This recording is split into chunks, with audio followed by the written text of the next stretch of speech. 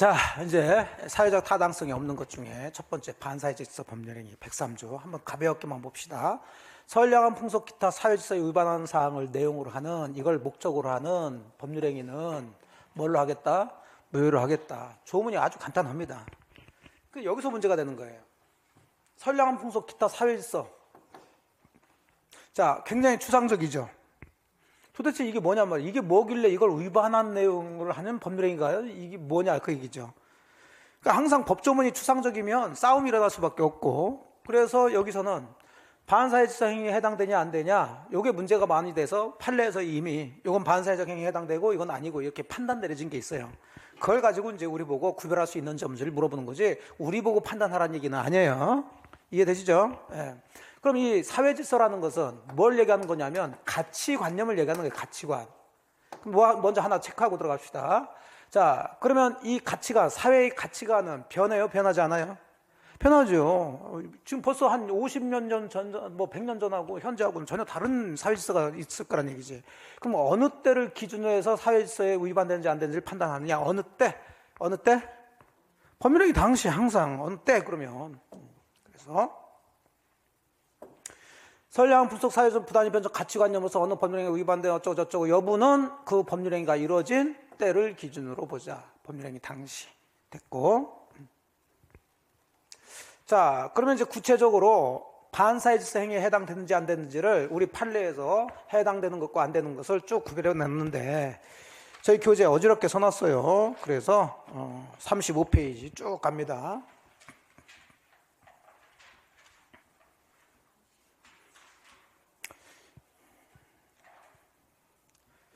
시험 공부는 일목요연해야 돼요. 그래야지 정리도 되고, 그래야지 계속 반복하면서 머릿속에 정리가 되는 거예요. 자, 여기 간단하게 정리를 해줬는데, 지금 보니까 103조에 해당하지 않는 경우 그랬으니까 103조에 해당되지 않는다는 것은 반사회질서 행위에 해당된다, 안 된다? 안 된다는 얘기예요. 2번은 103조에 해당되는 경우 그랬는데, 제가 좀 빨리빨리 얘기할게요. 자, 요거 다 외울 필요는 없고 우리 시험 문제 자주 나오는 것 중심으로 정리하겠어요. 자, 그래서 위에다 그냥 정리를 한번 해봅니다. 그냥 키워드만 먼저 잡아드릴 거예요. 키워드만. 자, 첩관계하고 관련된 게 있어요. 일단 첩관계, 그러면 여러분들이 특히 여자분들이 많이 계시니까 첩관계는 사회질서에 반하겠어요? 반하지 않겠어요? 반하죠. 자, 그런데 첩관계를 이제 부첩관계라고 그래요. 이게 둘로 나눠질 수 있어요. 부첩관계를 유지하는 거냐, 유지하려는 행위냐, 아니면 이미 첩관계에 있었는데 이걸 끝내는 행위냐, 단절해서. 자, 첩관계를 계속 유지하려는 행위, 당연히 반사회적이 있지만 이미 맺어진 첩관계를 뭐 하는 거, 끝내는 것도 이것도 반사회적이니까 하지 마라 그러면 말도 안 되는 소리가 되겠죠. 예, 그래서 부첩관계를 끝내는 것은 반사회적이 아니에요. 지금 반사회적에 해당되지 않는 거 단절. 그러니까 이 판례는 이제 그 뒤에 쭉 얘기가 나오는데, 뭐 옛날 판례입니다. 첩관계 이제 판례들은. 부첩관계에 있던 남자가 그 첩관계를 끝내면서 어떤 약정을 했냐면 그 첩한테 앞으로 생활비도 대주고 그 사이에서 난 자녀들의 양육비도 다 대주기로 약정을 한 거예요. 그런 약정이 반사회적이냐 아니냐, 이게 문제가 됐던 거예요. 아름답지 않나요? 그냥 헤어지는 게 아니라 책임지겠다는 거야, 끝까지. 괜찮은 남자야. 그래서 반사회적은 아니야. 이게 사실은 보세요. 이게 반사회적 행위로 무효라고 그러면은 남자는 안 줘도 된다는 얘기가 돼버려, 이게. 그래서 이건 반사회적이 아니라고 보는 거예요. 자, 그러면 그 내용을 다 알 필요는 없어. 지문에서 부첩관계 나오는데 뭐 짜 보여? 단절이나 해소자가 나오면 그 뒤는 읽는다, 읽지 않는다. 읽지 않고 이건 반사회적이 아니구나, 이렇게 판단을 빨리 내리셔야지. 그 다음에 비자금 사건이 있어요.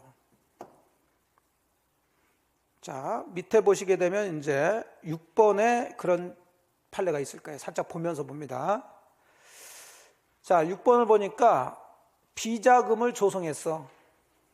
그럼 당연히 비자금 조성하는 것은 반사회적 행위에 해당되겠죠?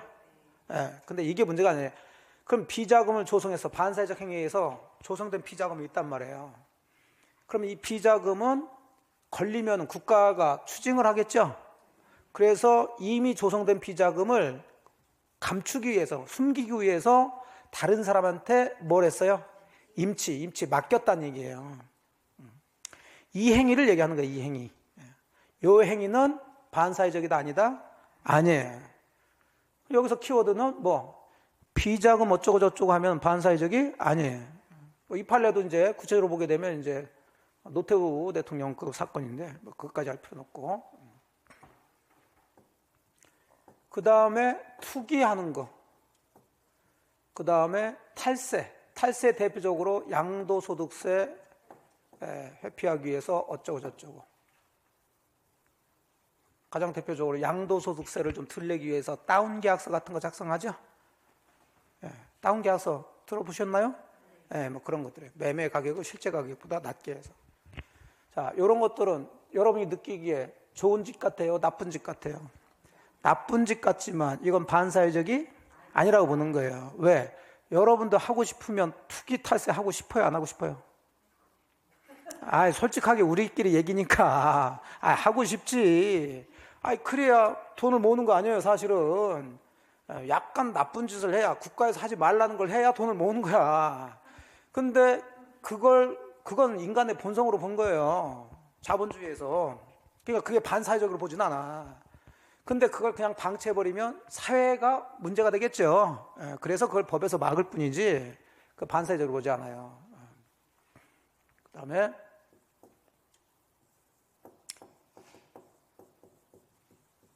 강박이에요. 강발이 아니라 강박. 자, 공부를 하신 분들은 이제 5번, 6번은 굳이 외우지 않아도 되는데, 강박은 협박이라는 얘기예요. 강박에 의해서 의사표시합니다. 협박을 해서. 역시 뭔가 잘못된 것 같죠? 자, 근데 이것은 사회적 타당성이 없는 게 아니라 뭐가 문제가 되는 거냐면 의사표시에 문제가 되는 거예요. 의사표시.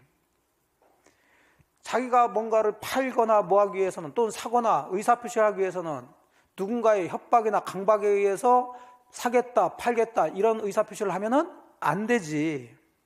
자유로운 상태에서 자기가 얼마에 사고 얼마에 팔지를 자기가 결정해야 되는 거예요. 근데 강박에 의해서 뭐 억지로 산다든지 아니면 억지로 판다든지, 자, 이런 의사결정을 하는 것은 뭐가 문제는 있겠죠? 어디에 문제가 있는 거예요? 의사표시에 문제가 있는 거지, 사고 팔고 하는 내용에 문제가 되는 게 아니란 말이에요. 그러니까 강박은 의사표시 문제지 법률행위 목적에 대한 문제가 아니에요. 그 다음에 6번도 강제집행을 면하기 위하여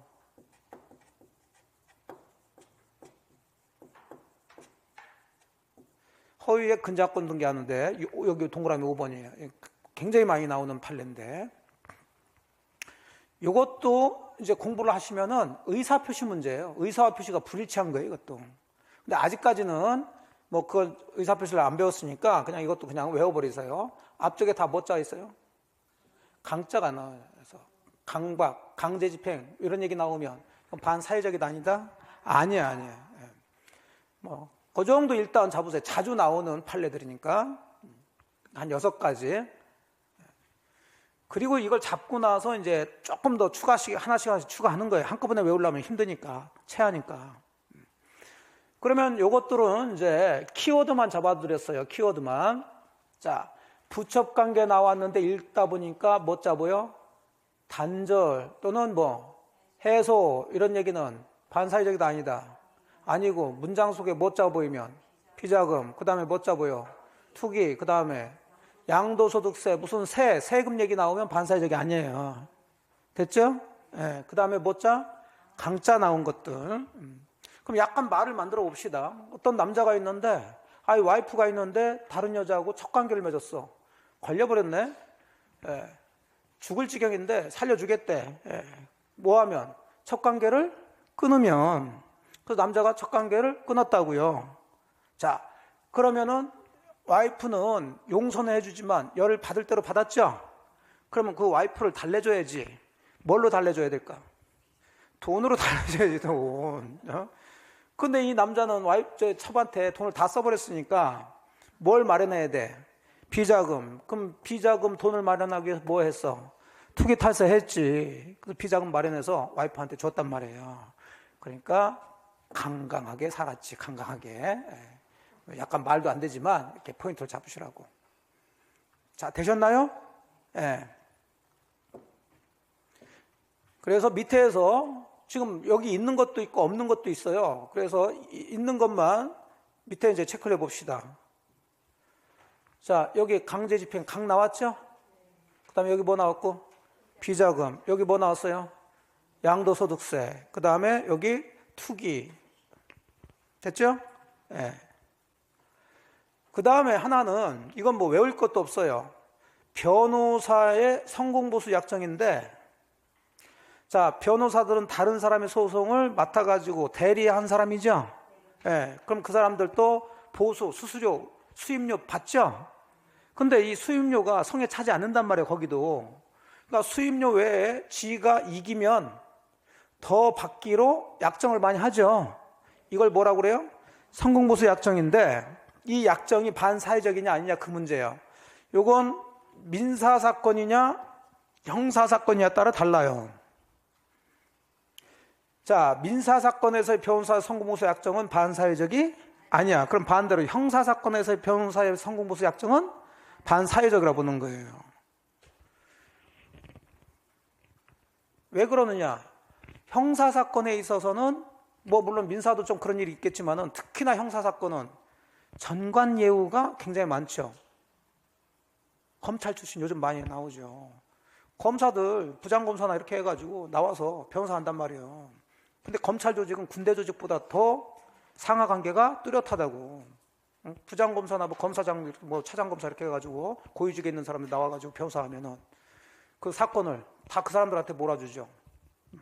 그럼 그 사람들은 법원에 가 안 가? 안 가겠지. 전화 한 통화로 다 끝나겠지.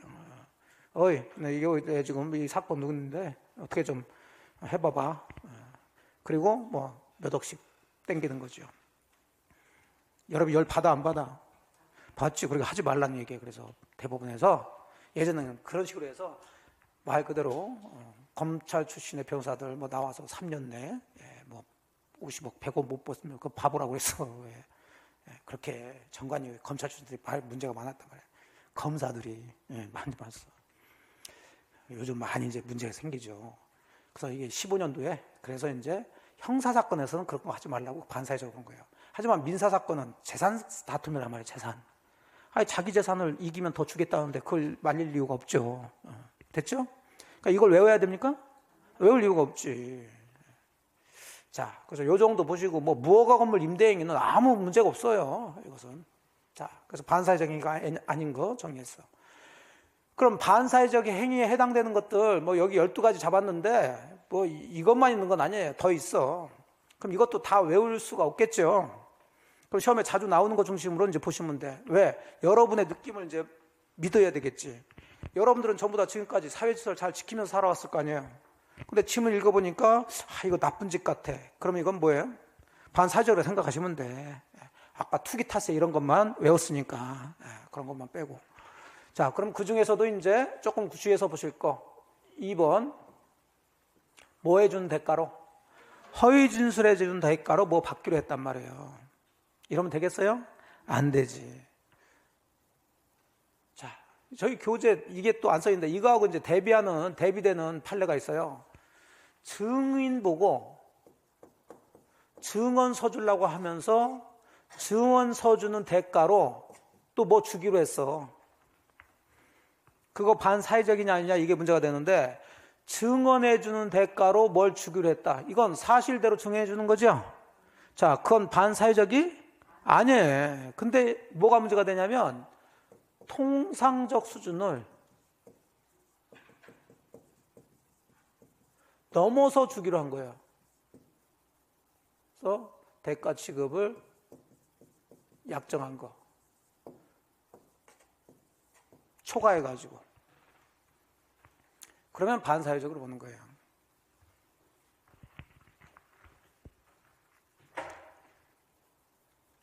뭐 각서 얘기가 아니라 대가를 주기로 하는 약정인데 그럼 여기는 통상적 수준을 넘냐 안 넘냐를 따져 안 따져? 안 따져. 여기 포인트는 허위 진술해 주는 대가를 중요한 거예요. 여기는 통상적 수준이면 반사회적이 아닌 거예요. 근데 통상적 수준을 넘어. 자, 증인 보고 증언해달라고 그러면 여러분이 만일에 그런 부탁을 받았으면 증언 잘 해주겠어요? 안 해주겠어요? 안 해준다고. 왜 남의 사건에 껴들어가지고, 이게 뭐 잘못하면은, 그 사건에 휘말릴 수가 있는데, 그 다음에 그것도 그렇지만 여러분들이 증언하려면 법정에 직접 가서 선서하고, 뭐 의증이 있으면 어쩌고저쩌고 한단 말이에요. 그럼 일단 여러분이 할 일을 못하고서 하루를 깨져버리게 된다고. 그러면 당연히 일정한 수준의 대가는 주는 게 일반적이죠. 여비회 같은 거 하고, 그 다음에 조금 사례비 같은 거 주면. 그런 것이 반사회적이 아니야. 근데 그걸 넘어서 과하게 여러분이 소송 중인데 저보고 증언 좀 써달래. 그럼 여러분이 이길 것 같대. 제가 여러분의 급한 마음을 이용해서 그러시면 저기 저 강남에 아파트 한 채 있는 것 같은데 그거 저한테 넘겨주시오. 그러니까 여러분이 급하니까 그렇게 하겠다고 약정했단 말이에요. 그런 것들이 반사회적이라는 거예요. 됐죠? 네. 그러니까 공부를 하실 때는 제가 이제 계속 공부를 이렇게 여러분들이 이제 하시는 거 보면 내용들을 전부 다 알고 이해를 하려고 그래. 그렇게 공부하지 마세요. 그럴 수도 없어요. 다만 우리는 지문에서 키워드 잡아가지고 그게 결론이었던지를 기억하시면 된다고. 무슨 얘기 이해되셨어요? 예. 그래서 제가 키워드를 잡아주시면 그걸 기계처럼 계속 반복해서 보셔서 특히 이런 부분들 같은 경우는 빨리빨리 문제를 푸시라고. 객관식의 묘미죠. 주관식이라면 그럴 수가 없어요. 주관식이라면 여러분들이 뭘 해서 이해를 해서 써야 돼. 이런 걸 다 써야 된다고. 그럼 이해가 되지 않으면 쓸 수가 없어요, 이게. 통째로 이 책을 외울 수는 없잖아요, 이게. 근데 우리는 써놓고 이게 맞냐 틀리냐를 계속 물어보는 거잖아요. 그러니까 그 객관식 시험 공부 맞춰서 이런 것 하시면 돼요. 자, 그 다음에 아주 5번 자주 나와요. 보험계약인데 보험계약 자체가 반사회적은 아니죠. 근데 읽어보니까 나쁜 짓 하고 있잖아 지금. 보험금 부정취득할 목적으로 해서 뭐 일부러 사고를 낸다든지 다 됐고. 자, 6번의 키워드는 변호사 아닌 자예요. 자, 비교하는 게 11번이죠. 변호사 나왔죠. 성공보수 약정입니다. 무슨 사건에서? 형사사건. 그럼 변호사 나왔으면 키워드가 형사냐 민사냐를 따지는 거예요. 근데 6번은 변호사 아닌 자는 형사 민사 따진다 따지지 않는다? 안 따져. 변호사도 아닌 놈이 남의 소송에 개입해가지고 이기게 해주면 뭐 대가를 받기로 했단 말이에요. 이게 그런 짓 하면 되겠어 안 되겠어? 안 되죠. 됐고요. 뭐 첩계약 같은 건 당연한 얘기고. 자, 그 다음에 이제 좀 이따 이제 공부를 하겠지만 여기 자, 적극 가담한 뭐 이중매매라든지 뭐 저당권 설정 행위라든지 아니면 뭐 증여계약이라든지 등등등등. 그럼 여기서 키워드는 이중매매 저당권 설정 행위 증여예요, 적극 가담이에요? 그렇죠.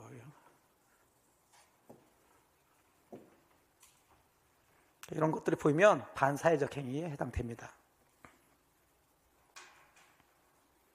자, 그럼 반사회적 행위에 해당되는 것과 안 되는 것 얼추 구별이 되겠죠?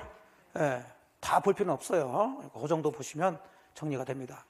그러면 자, 한번 문제를 간단하게.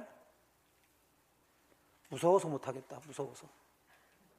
어디 갔어? 안 할래. 자, 이걸로 할게요. 이거 프린트로. 자, 2번 보세요. 반사회질서 법률행위로서 무효인 걸 모두 고르는 것은 그랬어요. 자, 이제 좀 전에 보셨던 거 정리하면서 격본. 부허가 건물의 임대행위 반사회적이에요, 아니에요? 아니지. 아무 관계가 없다고 그랬어. 니은번 처음부터 보험사고를 가장해서 보험금을 취득할 목적으로 체결한 보험계약 반사회적이지. 변호사 나왔네? 민사 나왔네? 아니겠죠. 네. 리을번 읽어보니까 뭐가 보여? 허위 진술이 보이네. 그래요. 그럼 반사회적이겠죠. 그럼 반사회적 행위를 찾으라고 그랬으니까 니은하고 리을. 그러면 3번이 정답이 되겠죠. 자, 다시 3번. 반사회적 법률행위에 해당돼서 무효로 되는 걸 또 모두 고른 것은 그랬어요. 자, 기억번은 뭐가 보여야 돼요? 강박. 강자 나오면 반사회적이 아니라 하겠어.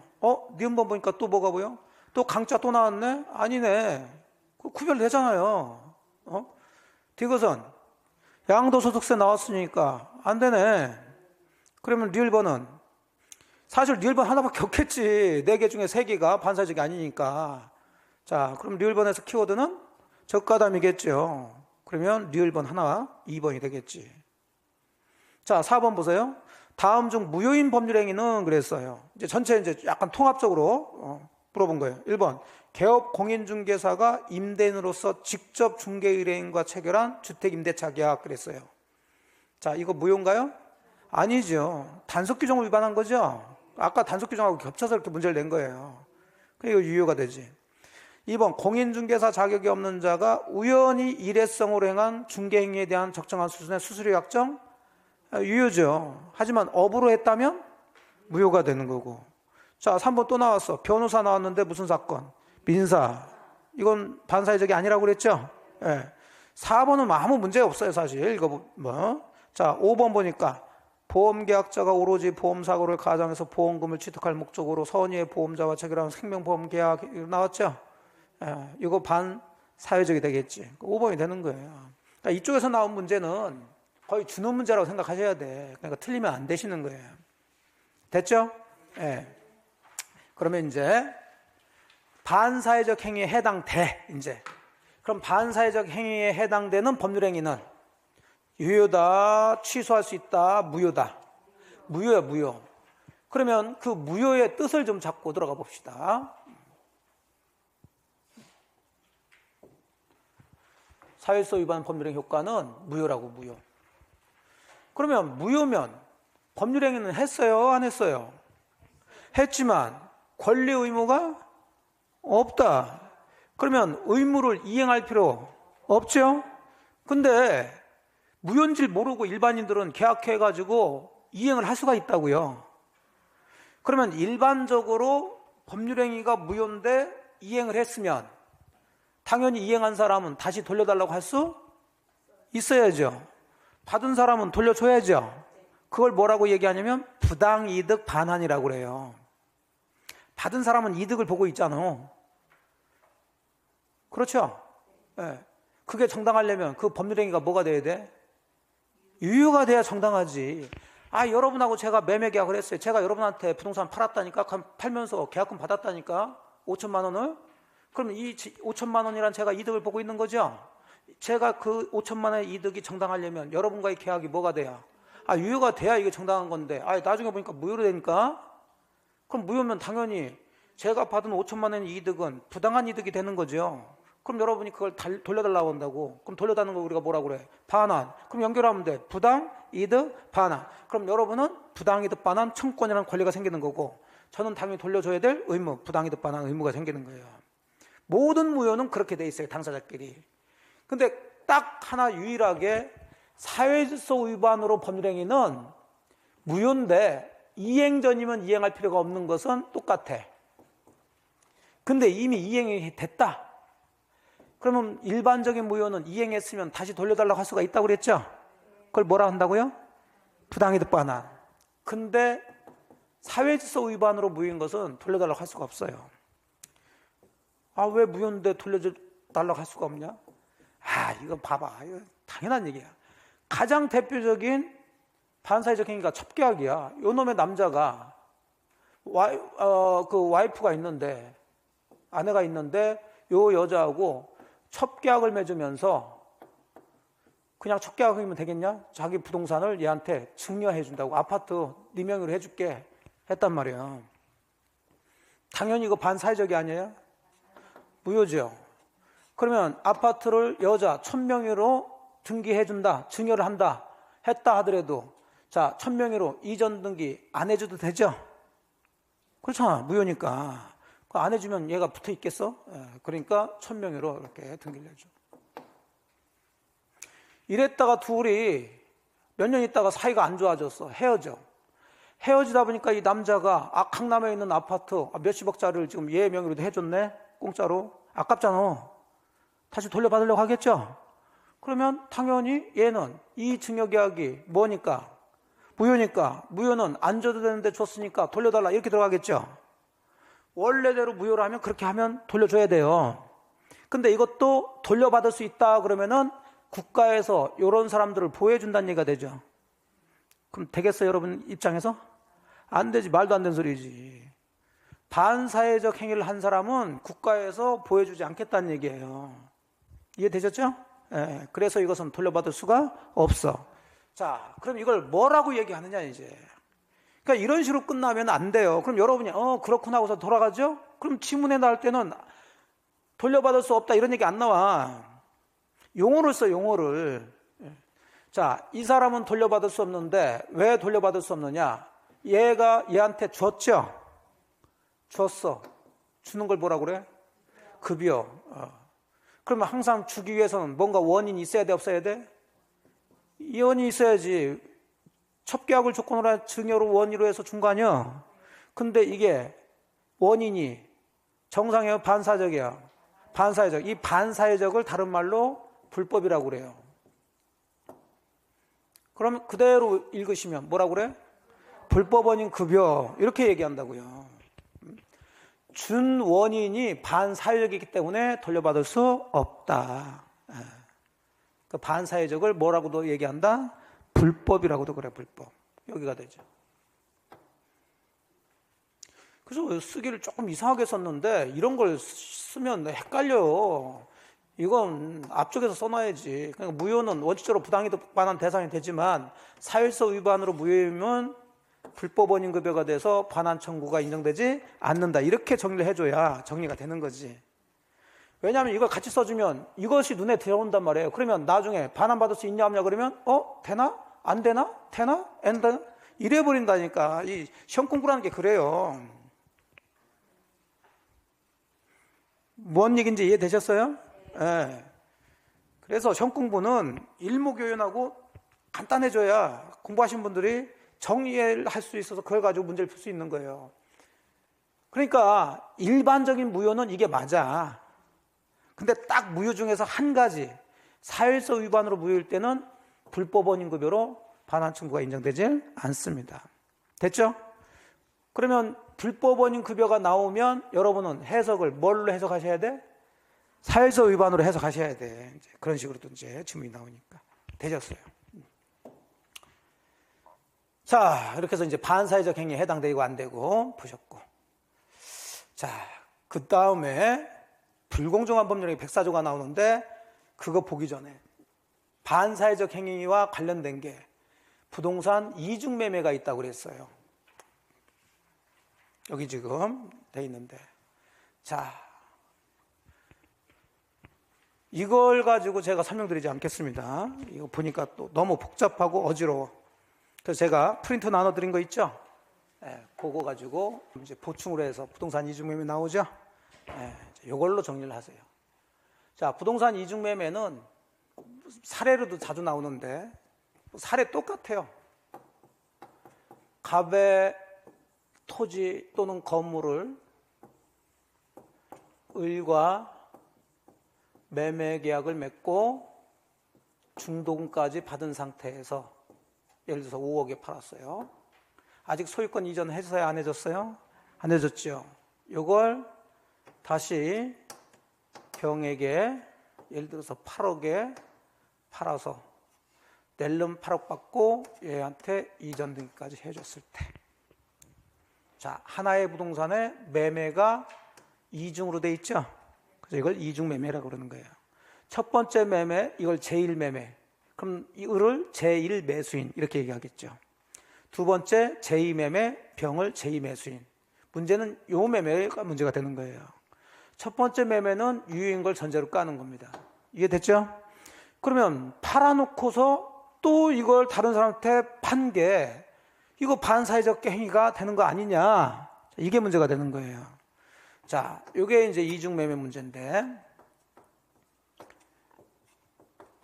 자, 이거 반사회적 행위로 무효일까요? 유효일까요? 유효입니다. 우리는 자유민주주의야. 그리고 매매는 아까 보신 것처럼 이거 처분행위예요, 의무부담행위예요? 매매. 의무부담행위라고 그랬잖아. 약속만 한 거지. 그 약속은 여러 사람하고 할 수 있어요, 없어요? 있지. 다만 그 약속을 지키는 건 한 사람하고 해야지. 그 얘기야. 그래서 남의 부동산 매매도 된다, 안 된다? 된다. 그래. 그래서 유효야. 그러면 첫 번째 매매도 유효고 두 번째 매매도 유효일 때 법률관계는, 근데 너무 이쪽에 치중하지 마세요. 왜냐하면 부동산 이중매매를 출제하는 사람은 요 두 번째 매매 계약이 유효일 때를 물어보고 싶을까요? 무효일 때를 물어보고 싶을까요? 무효일 때를 물어보고 싶은 거예요. 그러니까 정답은 다 무효일 때 나오고 아예 그냥 무효인 걸 전제로 해서 문제를 내는 경우도 많고 그래요. 유효는 그냥 원칙적으로 그렇다는 얘기인데, 그럼 여기서는 가장 기본적으로 유효라면 누가 소유권 취득했을까? 그것부터 따지면 돼요. 그럼 을은 사기만 했지 등기했어요, 안 했어요? 얘는 사고 등기까지 했죠? 그럼 당연히 누가? 병이 소유권 취득한 거예요. 그럼 얘들 사이에서는 아무 문제가 없던 거죠. 그럼 얘와의 관계가 문제가 돼요. 첫 번째 매수임. 자, 그럼 요 을과 갑의 첫 번째 매매는 뭐예요? 유효. 그럼 유효라면 얘는 소유권 이전해줄 의무가 있는 거죠. 근데 이미 얘한테 이전 등을 했으니까 소유권 이전이 가능, 불가능? 불가능. 원시적, 후발적? 후발적. 그 얘기예요. 후발적 불능이기 때문에 매매계약은 유효가 되는데 이제 뒤처리를 해줘야 돼. 그러면 이 불능이 갑의 책임이에요, 을의 책임이에요? 갑. 그럼 갑은 그 부동산 넘겨줄 채무자죠? 그럼 이 사람이 채무 불이행을 한 거야. 그럼 당연히 이 사람은 얘한테 책임을 추궁해야 돼요. 그 책임 추궁하는 가장 대표적인 게 유효인 매매계약을 얘가 일방적으로 뭐 하면 되냐면 해지를 해버리면 돼. 왜냐면 이걸 해지하지 않으면 계속 이 매매계약이 뭐기 때문에? 유효이기 때문에. 을은 갑한테 대금 줄 의무가 있어요, 없어요? 있다고. 있잖아, 유효니까. 아니 받지도 못하는데 대금 줄 의무를 계속 짊어지고 살 이유가 없잖아요. 그러니까 이 매매계약 자체를 없애야지. 그걸 해제라고 그래, 해제. 이해되셨나요? 예, 그래서 일방적으로 해제하고, 그럼 자기가 얘한테 줄 대금 의무가 없어지겠죠? 그럼 거기서 끝나면 기분 별로 안 좋지. 얘가 먼저 사는데 이쪽으로 넘어갔으니까 얘는 손해가 있겠어요, 없겠어요? 있지. 그럼 돈으로 손해배상 들어가면 돼요. 됐죠? 예. 자, 그게 이거 얘기해요. 일반적으로 유효인데 병이 첫 번째 매매가 있다는 사실을 몰랐던, 알았던, 자, 모르는 걸 선이라고 그러고 아는 걸 악이라고 그러죠. 특히 알고서 샀다 하더라도 그 이중 매매는 뭐가 된다? 유효해요. 그러면 병이 등기를 했으니까 소유권 취득하고, 자, 갑의 을에 대한 소유권 이전은 이행 불능이 돼서 을은 그 매매 계약을 일방적으로 뭐 하고요? 해제하고 갑한테 손해배상 청구하면 돼요. 간단하다고. 자, 근데 문제는 이 이중 매매가 무효가 되는 경우가 있어요. 어떤 경우에 무효가 되냐면, 이 사람은 이미 을한테 팔았어. 근데 뒤늦게 병이라는 사람이 나타나서 자기가 이 부동산 꼭 필요하대. 이미 팔렸는데도 불구하고 자꾸 자기한테 팔으래. 갑은 팔고 싶어, 안 팔고 싶어? 안 팔고 싶은데 자꾸 와가지고 5억에 팔았는데 자기가 6억에 주겠대. 갑이 나 그런 사람 아니야. 7억에 주겠대. 웃기지 마. 8억에 주겠대. 웃기네. 얘는 안 팔려고 그러는데 자꾸 와서 팔으라고 권유를 해서 매매계약을 이루어진 거죠. 이런 걸 뭐라고 표현해? 적극가다. 즉 어쨌든 간에 갑이란 사람은 을한테 팔았죠. 쉽게 해서 약속했잖아. 근데 그걸 병한테 또 팔았죠. 그럼 사실 을의 입장에서는 배신 때린 거지. 그래 배신을 이제 법에서는 뭐라 하냐면 배임행위라고 그래. 배임행위. 그래서 병이 갑의 배임행위에 뭐 했을 때? 적극가담했다면 무효가 된단 말이에요. 왜 무효가 되냐? 반사회적 행위로 보는 거예요. 아무리 자유경쟁 체제라 하더라도 이런 식으로 거래하면 안 된다고 보는 거죠. 자, 그러면은 무효일 때 법률관계가 굉장히 이제 복잡하게 얽혀져요. 그러니까 공부하는 방법인데, 그걸 하나하나씩 설명을 한다. 강사들도 이러면 되다, 이러면 할 수 없습니다, 있습니다 하면 여러분들 그렇구나 하고 밑줄 치고 그런 식으로 하게 되면 들을 때는 알아요. 근데 문제를 냈을 때 여기 막 섞여드니까 뭐가 맞는 건지 뭐가 틀린 건지를 골라낼 수가 없어. 그렇게 공부하지 마시고, 자 여기 보세요. 여기가 무효죠? 왜 무효야? 그럼 이유가 뭐 때문에? 반사회적으로 보는 거야. 그럼 이런 놈 보호할 필요가 있어요, 없어요? 없어. 그럼 누굴 보호해야 돼? 그럼 여러분의 의뢰 입장이 돼보시라고. 그러면 의리 보호되는 방법을 찾으면 돼요. 그럼 의리 보호되려면은 산대로 소유권을 취득하면 되겠죠. 근데 현실적으로는 그 등기가 누구한테 가 있어? 병한테 가 있으니까 어떤 방법으로 을한테 등기를 할 수 있느냐, 이게 문제가 되는 거죠. 그러면 을이 병한테 직접 그 등기를 말소해달라 또는 이전 등기해달라 할 수 없어요. 그런 얘기 나오면 안 돼. 그럼 어떻게 해야 되느냐? 그럼 얘는 얘하고 매매 계약했으니까 여전히 유효니까 이전 등기해달라는 권리는 갑에 대한 권리가 있죠. 그러면 갑을 뭐해서? 대위에서 요 등기를 말소해달라고 그래요. 그러니까 이 이중매매 판례는 사실은 약간의 억지예요. 판례를 이제 논리적으로 보게 되면. 그러니까 그걸 이해를 해가면서 들어가려고 그러면 어지러워요, 이게. 왜냐하면 대위로 행사한다는 얘기는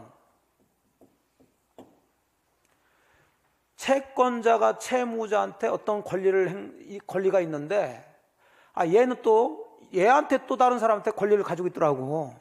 쉽게 해서 여러분이 저한테 돈 받을 1억 채권을 가지고 있어요. 근데 제가 안 갖고 있어. 갚지 않고 있다고. 근데 보니까는 저는 또 다른 사람한테 2억 받을 권리가 있다니까? 그럼 여러분 입장에선 빨리 제가 권리를 행사해서 2억을 받아서 가지고 그 중에 1억을 여러분한테 갚았으면 좋을 거 아니야. 근데 제가 그 다른 사람에 대해서 행사하는 2억 받을 권리를 행사를 해, 안 해? 안 하고 있잖아. 그럼 여러분이 답답할 거 아니에요. 그럴 때 여러분이 저에 대한 권리를 가지고 제가 행사할 수 있는 권리를 대신 행사하는 걸 뭐란다? 대행사를 하는 거예요. 의미 되셨죠? 예. 그러면 얘가 이 등기를 뭘 해야? 말소해서 이렇게 돌려놔야 이걸 토대로 자기한테 이전등기가 되는데, 얘가 이 등기 말소를 해, 안 해? 안 하니까 얘는 얘한테 이전 등기할 수 있는 권리를 가지고 있으니까 그걸 뭐해서? 대위에서 이걸 말소할 수 있다, 이 얘기인데, 어려운데 그냥 한마디만 얘기할게요. 좀 또 들으신 분 중에 법을 좀 하죠. 얘는 얘한테 이 등기 말소해달라는 권리가 없어요, 사실은. 왜? 이 매매계약은 반사회적 행위니까 안 줘도 되는데 줘버렸죠? 그럼 다시 돌려달라고 할 수가 없어. 돌려달라는 게 이 등기를 말소해달라는 얘기니까 할 수가 없어요, 사실은. 근데 그렇다면 얘는 얘한테 말소해달 권리가 없는데 얘가 요 사람의 말소할 권리를 대위 행사한다는 얘기는 있을 수가 없지.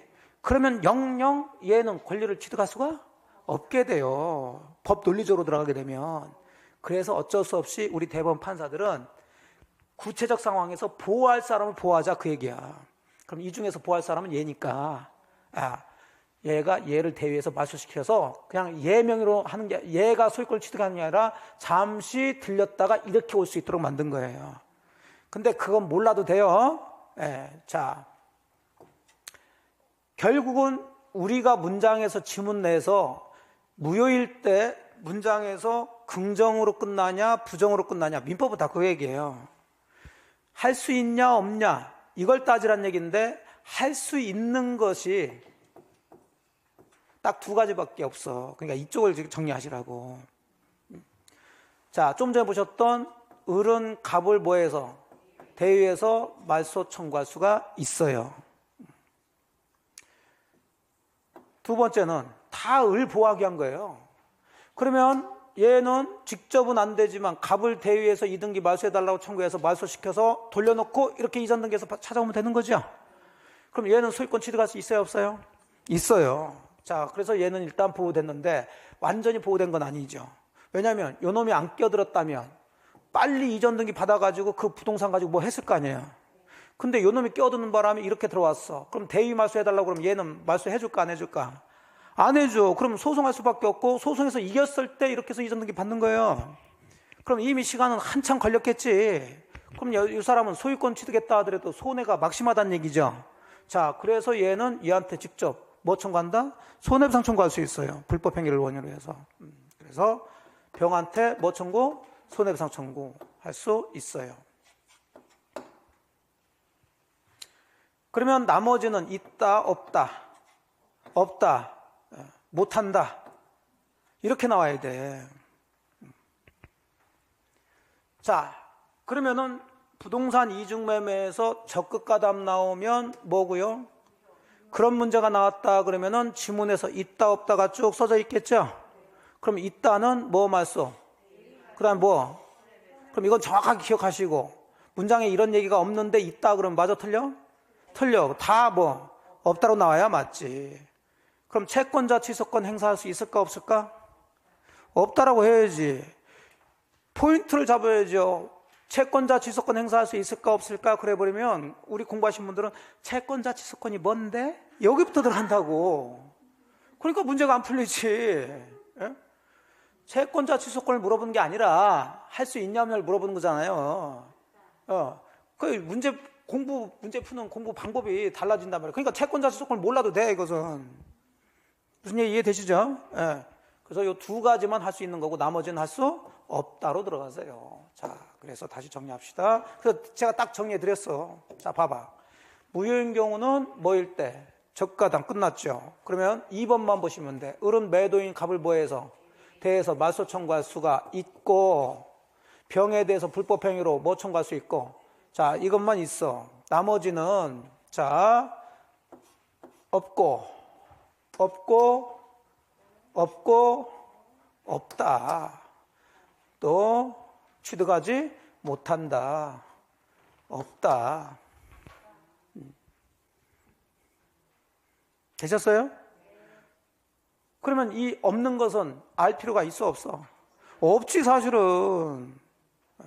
근데 하나만 체크해 볼게요. 없는 것 중에서. 왜? 그게 시험 문제 정답으로 가장 많이 나와서 그래요. 그냥 풀어도 사실 풀려요. 이게 한번 풀고 나서 그럼 해볼까요? 밑에 기출문제를 보세요.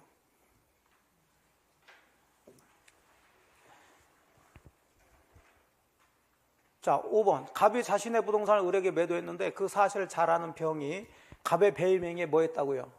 적극담에서 부동산을 매수해서 소유권 이전을 받은 경우에 대한 설명을 틀린 것을 냈으니까 이중매매 문제 중에서 적극가담 얘기했으니까 무효인 걸 지금 얘기하고 있는 거죠.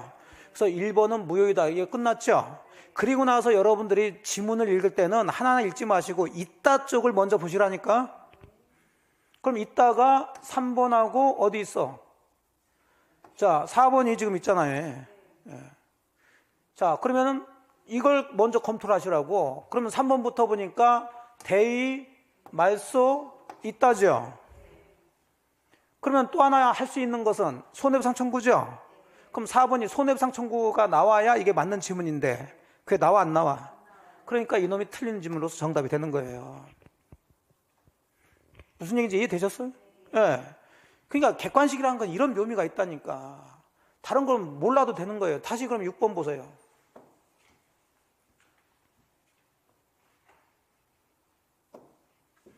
자, 똑같이 갑은 자신에게서 보는 계약금 중도금 받았다. 그 병이 또 적극가담해서 매매계약해서 소유권 이전까지 마쳤대요. 똑같은 문제죠?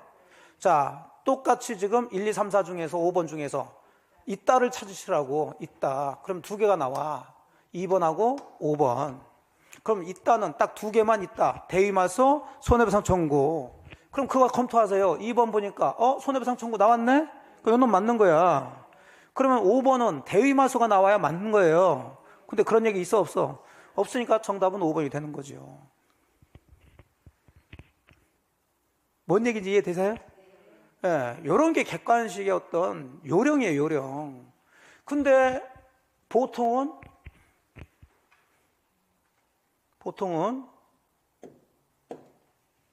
이 무효라고 하면서 이제 하나씩 다 설명해요. 할 수 있고요, 할 수 없고요, 뭐 하고요, 뭐는 됩니다. 채권자 취소권은 이런 건데요, 이렇게. 그러면 이제 여러분 공부하시는 입장에선 장황해지는 거예요. 그럼 구별을 못 해요. 무슨 얘기인지 이해되시죠? 자, 항상 민법은 이렇게 정리를 해주셔야 돼. 이쪽 편이냐, 저쪽 편이냐를 가지고. 자, 그러면은 이제 둘 다 사실은 두 문제의 정답은 다 똑같은 것을 정답으로 했는데, 자, 뭐냐면, 요 놈이 지금 등기는 일단 했죠? 근데 이 매매는 무효죠. 그럼 얘는 소유권이 있을까 없을까? 없지. 이게 유효가 돼서 등기가 돼야 소유권 취득하는 건데, 이게 무효인데 등기했다고 소유권 취득했다고 그러면 안 되죠. 그럼 얘는 소유자가 아니에요. 그래서 얘가 대위 마수해달라고 그러면 마수를 해줘야 돼. 근데 얘가 마수해줘? 안 해주지. 그래서 지가 소유자라고 정이라는 애한테 낼름익을 팔아서 이렇게 이전 등기를 해준 거예요. 그럼 얘는 소유자도 아닌 사람한테 사가지고 이전 등기 받은 거죠. 자, 그랬을 때 이런 사람들을 지금 문제는 이 이중매매가 문제가 되는데, 요 정이라는 사람은 이중매매 자체를 한 사람은 아니죠. 근데 이 이중매매를 토대로 해서 또다시 거래한 사람이죠. 이런 사람들을 다 뭐라고 그래? 제3자라고 그래요. 그럼 이 사람이 이 매매계약이 무효라는 것을 뻔히 알면서도 샀다 그러면 그런 사람은 보호할 필요가 없죠. 자, 아는 걸 뭐라고 얘기해요?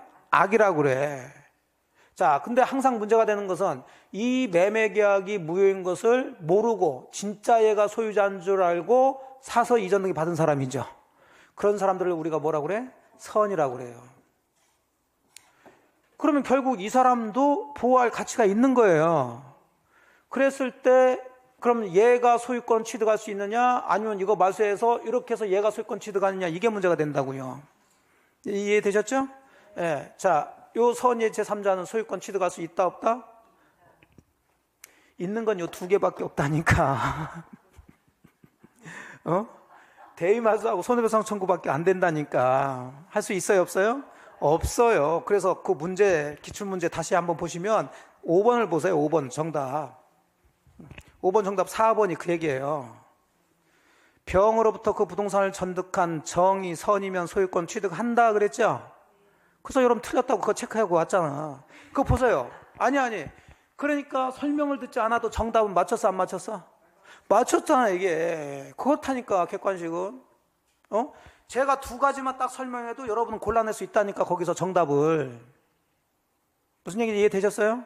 그럴 그 정답에 해당되는 걸 제가 지금 설명해 드릴 뿐이에요.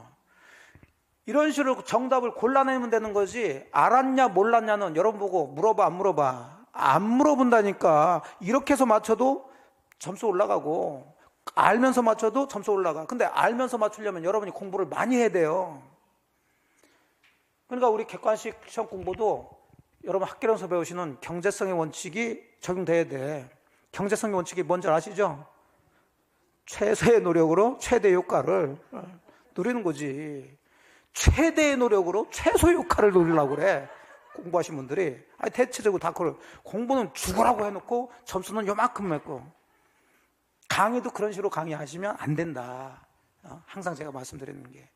그러니까 저는 100점을 목표로 하진 않아요. 우리가 100점 맞을 일이 뭐가 있어.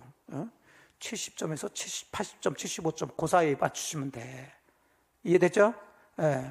그런 식으로 할 테니까 계속 제 식대로, 제 스타일대로 따라서 하란 대로만 하시면 70점 이상 나와요. 근데 자꾸 문제 풀면서 뭐해? 본인 생각을 하는 거지. 또는 여기 저기 뭐 이것도 보고 저것도 보고 해가지고 온갖 잡에 뭐가 다 들어와가지고 그걸 정리를 못하고 시험장에 들어가시더라고. 그래서 왜 그러냐면, 자 보세요.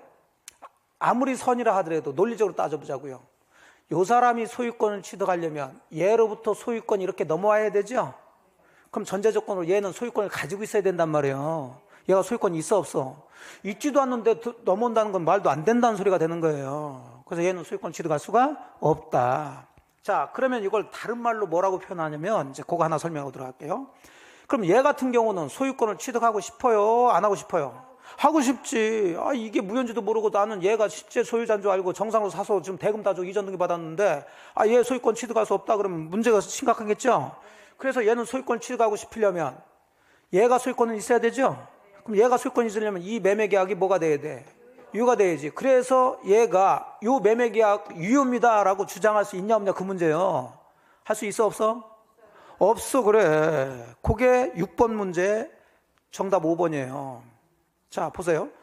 만약 선의의 정이 X부동산을 병으로부터 매수해서 이전 등기를 받은 경우 정은 갑과 병의 매매계약의 유효를 주장할 수 없는데 있다 그랬으니까 그놈이 틀렸지. 됐어요? 이거 보세요. 이거 설명 듣고 문제 풀면 더 헷갈린다니까. 있다고 그랬나? 없다고 그랬나? 이러지. 근데 차라리 말끔하게 뭐 말소와 대위 말소와 손해배상 청구만 있다고 나머지는 없다 그러면 지문 속에서 있다만 검토하시면 돼. 사실은 일단 그래서 있다에서 요게 아닌데 있다라고 그러면 그건 틀린 질문이 되는 거예요. 근데 이 두 개가 다 있다라면 그 다음에 없다를 검토해야 되겠지. 이해되시겠죠? 그런 식으로 문제를 푸시면 되는 거예요. 자, 이렇게 해서 이제 사회적 타당성에서 두 가지 103조 반사의 질서 법률행위하고 부동산 이중매매 정리를 해봤어요. 오늘은 이 정도까지 해서 정리를 하고 여러분들을 보내드릴게요. 다음 주에는 36페이지 불공정한 법률행위 거기부터 또 천천히 좀 들어가도록 하겠습니다. 자, 늦은 시간까지 고생 많으셨고 다음 주에 뵙도록 할게요. 수고 많으셨어요. 예, 고생하셨어요.